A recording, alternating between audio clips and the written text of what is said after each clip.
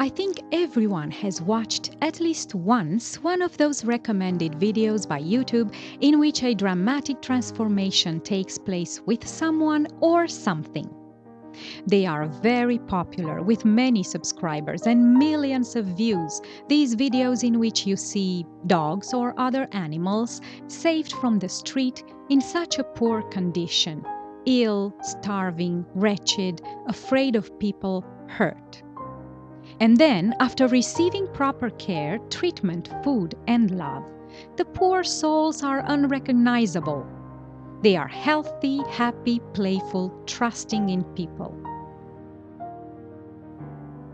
There are also those reality shows in which houses in very poor shape are being totally renovated and transformed to the surprise of the beneficiary couple or family who have dreamed for so long to have a beautiful, functional, safe, and comfortable environment for their family. And the examples could go on, but I think of another one which is also relevant for my point. Hoarders. Specialists say that the hoarding behavior originates in some loss, suffering, trauma, or void that the person tries to drown under tons of rubbish or just unnecessary and cumbersome possessions. Some hoarders will never be able to let go of their quote-unquote treasure, in spite of the fact that they seem to understand that it would be for their well-being. But for those who take the painful and difficult step and choose to trust the people who want to help them, this is the beginning of a new life. Of course, this is a process and they will have to take the journey. But fortunately, many of them have a team of support.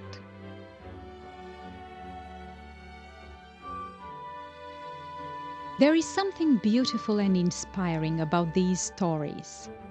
Not only because they have a happy ending, and people in general like happy endings, but watching those videos gives people a feeling of being part of a wonderful story of new beginnings, lives being restored, a new chance, all things new and beautiful.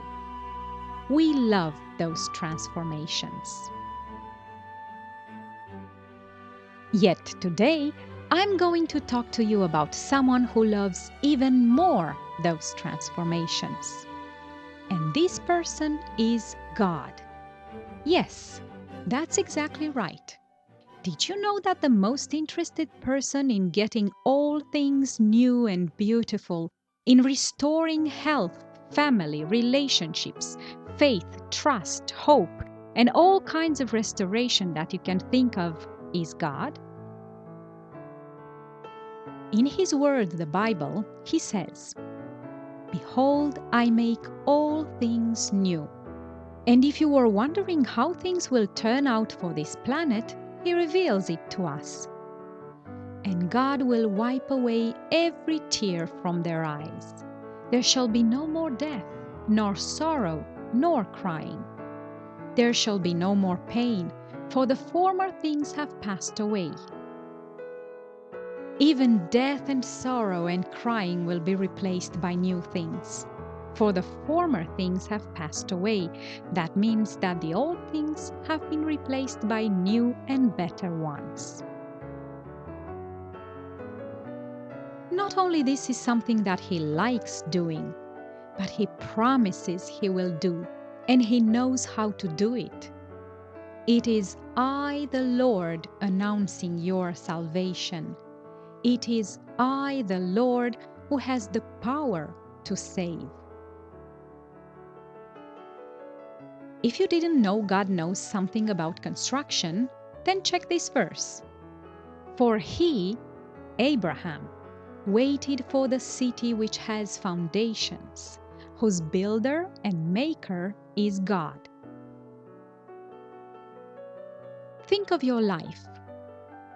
Do you sometimes find yourself wishing a new beginning, a new start with yourself or maybe with other people? Would you like a change in certain aspects of your life?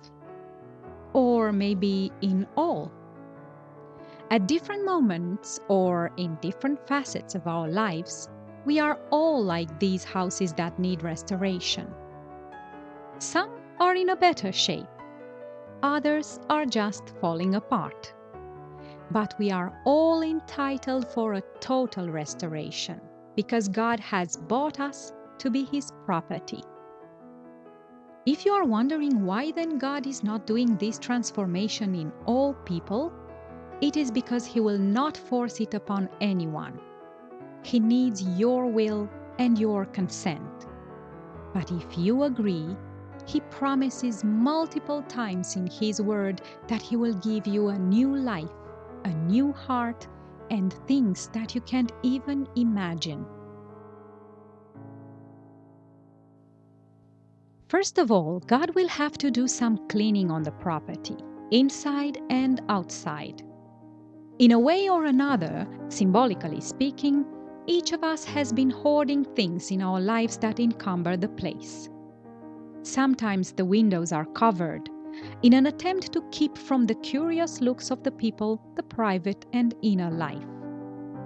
There is no room for God. Where could we invite Him in this mess? Even the entrance is blocked. That is why in Revelation 3:20 He says, "Behold, I stand at the door and knock." He is outside knocking. He will not force the door. He will never enter without your consent. He is waiting for you to invite Him in your life. He longs to come and sit with you, to give you the motivation, the courage, and the strength to start all over again. Will you open the door? Will you make some room for Him? He has so many good things to bring in. The next step after cleaning the house will be to rebuild and remodel and transform it. God knows that each of His properties is different and unique, that they have different needs and purposes. He has a plan for each one of them, and He knows exactly how to work with it in order to make it a beautiful mansion. He also has a specialized team of designers, architects, and construction crew. They know exactly what to do, how to tear down, and how to build, in order for the construction to be safe and beautiful, to last for eternity. Do you want to tell God that you would like Him to work in you this wonderful transformation? Then I invite you to pray with me.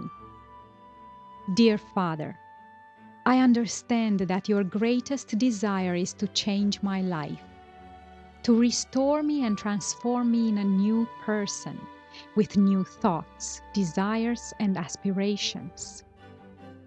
I accept you to come into my life and make all the necessary changes. I trust that you know what you are doing, and that the end result will be such a wonderful construction. Please send your team into my life to cleanse, rebuild, remodel, transform, and restore. Help me every day to accept your advice and to trust your expertise.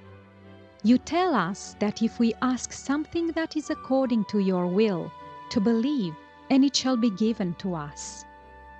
Thank you for the new life that you are already working in me.